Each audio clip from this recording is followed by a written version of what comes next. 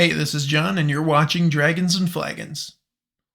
Today we're going to continue our exploration of the D&D adventure anthology book by Wizards of the Coast, Keys from the Golden Vault, with the Stygian Gambit.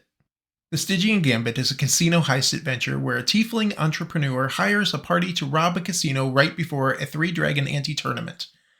When I first started to read this adventure, I was a bit curious how the Wizards team was going to swing this heist, considering that the Golden Vault's motto reflects its primary motivation: do good no matter what the cost. Missions from the Golden Vault are often illegal, but they always support a just and moral cause. But in the end, our hero isn't just robbing a casino, but in fact trying to right an injustice that happened some years ago. Alright, here's a spoiler warning. The following content may contain spoilers for the Stygian Gambit and Keys from the Golden Vault book as a whole. If you haven't experienced the story yet and wish to avoid any spoilers, please stop watching now and come back when you're ready. Proceed at your own risk. The Stygian Gambit is a D&D adventure for second-level characters. The adventure is set in the Afterlife Casino, where a three-dragon ante-tournament is taking place. The winner of the tournament is awarded a golden Arene statuette and a sizable purse. The players are hired by a former gambler named Verity Kai to steal the statuette and gold from the casino's vault before the tournament ends. Verity had planned to use her winnings from her gambling career to start her own casino, but her partner, Quentin Togglepocket, stole all of their money and disappeared. Quentin later resurfaced, using her stolen money to build the Afterlife Casino. Verity wants the players to retrieve her share of the stolen money from the vault and ensure that Quentin's betrayal comes back to haunt him. To complete the mission, the players must case the casino, steal the statuette and the gold from the vault, and escape undetected. So what sort of character hooks does this story have? This adventure really doesn't give many character hooks other than the Golden Vault, and it really doesn't provide any additional information other than to meet Verity at the Brine Widow Tavern to learn more details. So if you're not using the Golden Vault in your adventure, you'll need to put your thinking cap on to find a hook for your characters. But in the end, if you can get the characters to the Brine Widow Tavern to meet Verity, the difficult part is over. So who are the NPCs in this adventure? First, there's Verity Kai. She's a bold, confident, genuinely kind, though not always a nice individual. Quentin's betrayal cut her in two ways. The deception from the potential business partner hurt, but the treachery from someone she called a friend was unforgivable.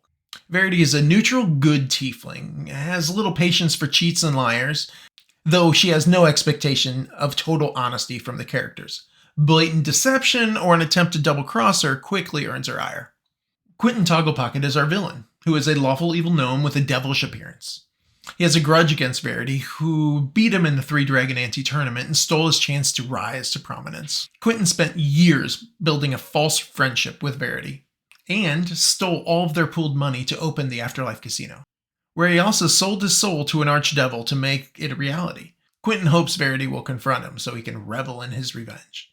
Quentin is a classic villain, happy to monologue if given a chance, and how else will the characters know how brilliant he is? Other than those two, the adventure doesn't really provide a lot of other NPCs. Does give a D6 table of casino patrons, all of which are pretty typical people that you would find in any casino in the real world. Along with the casino patrons, there's also tournament patrons, who are just a bunch of card players. But in the end, they just help expand the world and add a little bit of flavor, but they don't really add any substance to the adventure. One of the big questions I always get are monsters and magic items, and really it's what I'm interested in too. The story doesn't really actually have any new monsters or magic items, but it does have some variants on existing.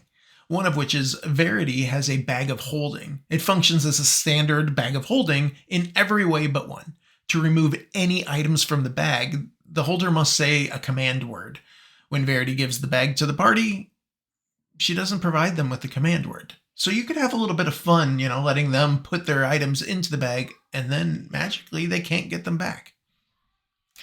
There's also a magically controlled Minotaur skeleton.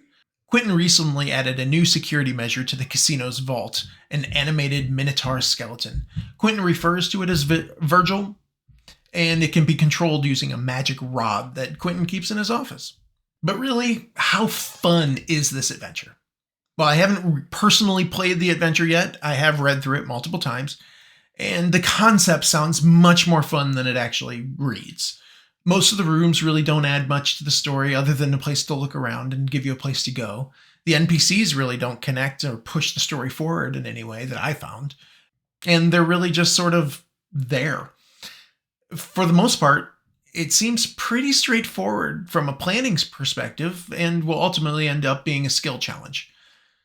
To top it off, the reward really isn't that great either, so you don't get any new magic items, and Verity only offers you 150 gold pieces, assuming you can haggle for it. And there's really nothing else that you're getting other than anything that you can steal for yourself in the casino, unless you put it in the bag of holding. But the adventure does provide some rules for games of chance. It gives you rules around 3 Dragon Ante, Life and Death, and Copper Slots. 3 Dragon Ante is a card game that you can play in real life. I'll leave a link in the description if you're interested. But assuming you don't own a 3 Dragon Ante deck, you can now play the game with some d12s and some basic rules. Ultimately, it comes down to rolling 5d12 and showing your numbers after rounds of betting. Kind of works similar to Texas Hold'em or a standard poker game. While reading it, while I can't knock the adventure in any way, while reading it, I noticed that I think it might be difficult to play this online because I'm not really sure how you'd roll 5d12 and hide it from everyone, but also keep those numbers so that you're not fudging them. But it's fun to have new mechanics for a game, and if you're playing in person, it's fantastic.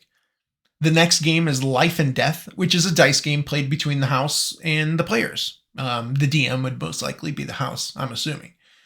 While up to 5 players can sit at the table, their only opponent is the house. It really comes down to a d20 check. Roll high, you win. Roll low, you lose. If you tie, you double your bet and roll again. So it's kind of like blackjack. Finally, we have the Copper Slots, which now provides us rules on playing slot machines in Dungeons & Dragons. Exactly what we all needed. But really, just to sum it up, the player rolls 5d6 and reads a table to determine the results. In the end, I wasn't really a big fan of this adventure. I mean, I wouldn't mind playing it or running it at some point, but it doesn't really seem as much fun as the Murkmire Malevolence, and I think they left a lot on the table with this one. Again, I'm not opposed to playing this game. It could be fun, and with the right players, it could be a lot of fun, but really what you get out of this is a cool casino that you can take outside of this adventure and put into your own adventure, as well as some gambling mechanics, and outside of that, there really isn't much else you can take. There's no magical items or monsters or even really cool NPCs. And to be honest, there isn't really a lot of cool art in this chapter either, including art for the 2 main NPCs. They don't even get a picture. So while you can take the casino and add it to your own game for something the characters can do during downtime or in between adventures, it really doesn't have much for you to take with you. It doesn't hold my interest long enough for me to go out of my way to play it. Well, that about wraps it up. If you have any questions, comments, concerns, or just genuinely disagree, or just disagree with me, let me know. And if not, if you like this sort of content, consider liking, subscribing so you don't miss out on any future videos. And again, please comment. I'd love to know what you think. And until next time, thanks for watching and happy adventuring.